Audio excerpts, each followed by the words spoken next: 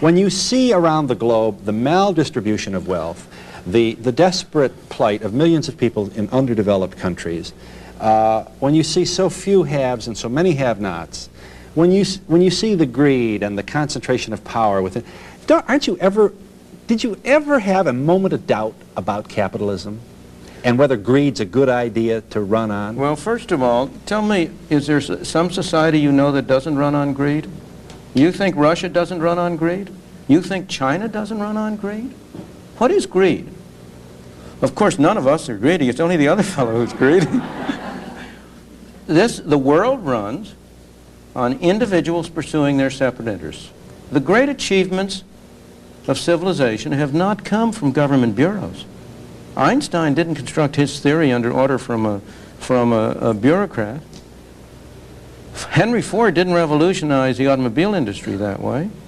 In the only cases in which the masses have escaped from the kind of grinding poverty you're talking about, the only cases in recorded history are where they have had capitalism and largely free trade. If you want to know where the masses are worst off, it's exactly in the kinds of societies that depart from that. So that the record of history is absolutely crystal clear that there is no alternative way so far discovered of improving the lot of the ordinary people that can hold a candle to the productive activities that are unleashed by a free enterprise system. But it seems to reward not virtue as much as ability to manipulate the system. And what does reward virtue? You think a communist commissar rewards virtue? You think a Hitler rewards virtue? You think, excuse me, if you'll pardon me, do you think American presidents reward virtue? Do they choose their appointees on the basis of the virtue of the people appointed or on the basis of their political clout? Is it really true that political self-interest is nobler somehow than economic self-interest? You know, I think you're taking a lot of things for granted. And just tell me where in the world you find these angels who are going to organize society for us. Why is it we have so many millionaires and everything in the United States, and we still have so many impoverished people who try to get up into the world? Why is it we have this lack of money where people who can't support themselves decently and get a decent job, where all these big men are up on top making oodles and oodles of money? They don't need it. They can only eat that much, sleep in the bed. And what do you suppose they do? If they don't eat it and don't use it, what do you suppose they do? They hoard it. And what do you mean they hoard it? You mean they put it under their pillows? That's right. No, they keep investing it. Investing it in what? That's right, yeah. What do they invest it in?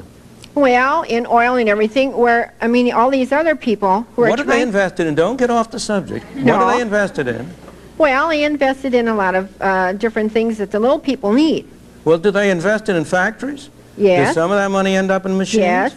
Do those factories and machines provide ordinary working people with jobs or not? What do you suppose the productivity of this country would be and of the wage rate would be if the total amount of capital in this country today was what it was 100 years ago? Where do you suppose the improvements in productivity come from except from the investment by people of their savings? But let me go to your fundamental question. First place, nirvana is not for this world. There is no paradise. Of course we've got a lot of people who are poorly off. But if you look at it over time, if you get a sense of proportion, the well-being of the ordinary people has been the main thing that has been improved by economic progress and economic growth and development. And most residual hard cases of poverty today are the result, again, of a failure of government. Why do we have a black teenage unemployment rate in 30 to 40%? Because of two failures of government. One, a failure to provide decent schooling, which is a governmental responsibility. Has been, whether it should be or not, it has been. And second, because of a minimum wage rate, which prevents those kids who haven't had decent schooling from getting jobs at low pay at which they can earn the skills on the jobs that would enable them to rise to higher pay. If you look at the sources of poverty, you will find most of them are derived from what I regard as wrong-headed government policies. I want to make sure I understand you. Because the government sets a minimum wage, what does McDonald's do? McDonald's, it can't hire as many teenagers. It improves its capital equipment to serve. It does less business because it has to charge higher hamburger prices. In the absence of a minimum wage, McDonald's would be able to offer a larger number of jobs to a larger number of youngsters, and they would be able to acquire some skills. And not only McDonald's. So we hire more people get work. Younger people. The younger people would work, and they'd get a chance to develop their skills to become productive members of society instead of being driven into a cycle of poverty and of welfare, which is absolutely deplorable. The problem of trying to interpret and analyze a system, either pro or con, in terms of such concepts as the morality of the system or the humanity of the system, whether capitalism is humane or socialism is humane, or moral or immoral. The problem with that is that moral values are individual. They are not collective. Moral values have to do with what each of us separately believes and holds true, what our own individual values are. Capitalism, socialism, central planning are means, not ends.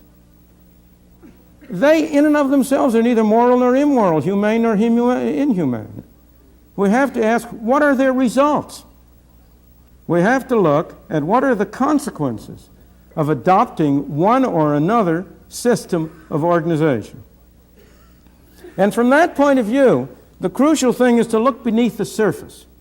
Don't look at what the proponents of one system or another say are their intentions, but look at what the actual results are.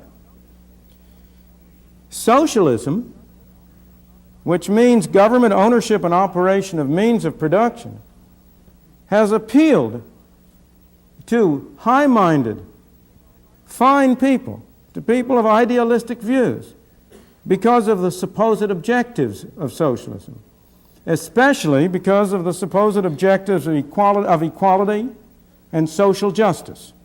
Now, those are fine objectives, and it's a tribute to the people of good will that those objectives should appeal to them. But you have to ask the question, does the system, no matter what its proponents say, produce those results? And once you look at the results, it's crystal clear that they do not.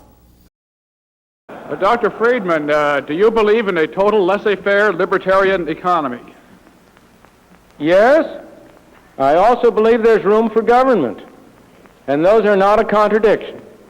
I believe that government has some very important functions to perform. It has the function of protecting individuals from physical coercion by their fellows. It has the function of protecting the nation from foreign enemies. It has the function of enabling us to have a forum, a means through which we can decide on the rules of property and so on by which we want to conduct our affairs. And it has the function of adjudicating disputes among us. Those functions, in my opinion, are the fundamental and basic functions of government. There may be some other peripheral things that government can do without doing much harm. But beyond that, I believe in as unfettered a free enterprise economy as is feasible within those very narrow limits for a limited government. If you take the automobile industry in particular, since Henry Ford really revolutionized it, it transformed the nature of life in this country. The automobiles improved tremendously. They came down in cost relative to other goods. The effect of the kind of regulations you now have has been to make automobiles not more safe, but less safe. Why? Because by making them more expensive, they make it pay to keep an old car on the road longer. The average age of cars on the road has gone up, and old cars are less safe than new cars. There's no case for the government whatsoever in mandating airbags, because airbags protect the people inside the car. That's my business. If I want to protect myself, I should do it at my expense. You'd be against mandatory wearing of helmets for motorcyclists, too. Of course. I think people ought to be free to do what they want.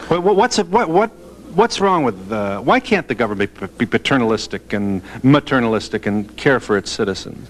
Well, that depends on what kind of government you want. Of course it can be, but it turns out that the paternalism tends to serve the interests of the people who are being paternal and not the people whom they are supposedly protecting. It's often described as a profit system, but that's a misleading label. It's a profit and loss system.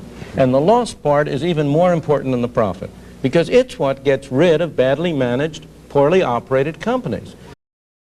We don't create inflation by our personal behavior. We create inflation by getting our legislators, the people in Washington, to vote for more and more spending, and by objecting to extra taxes, and therefore by having it financed by printing money. There's only one way you can stop inflation, and that's by having the government create less money and spend less money.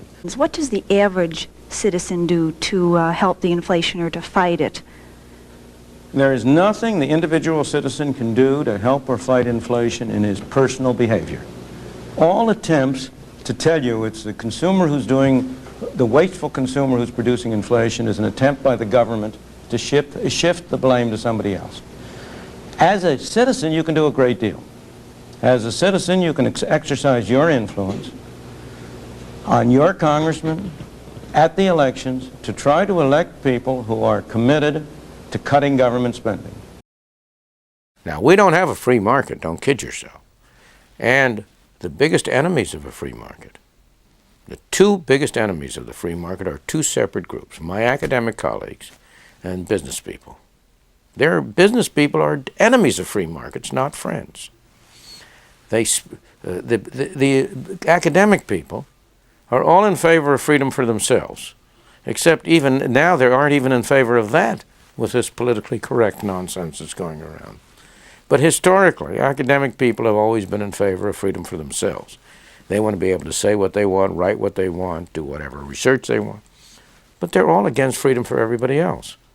They think that they know better what's good for the poor people than the poor people do. They think they can run the economy better than the businesses can.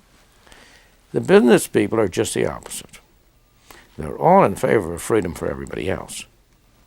And at the drop of a hat, you can get any leading businessman to give you an eloquent speech on the virtues of free market.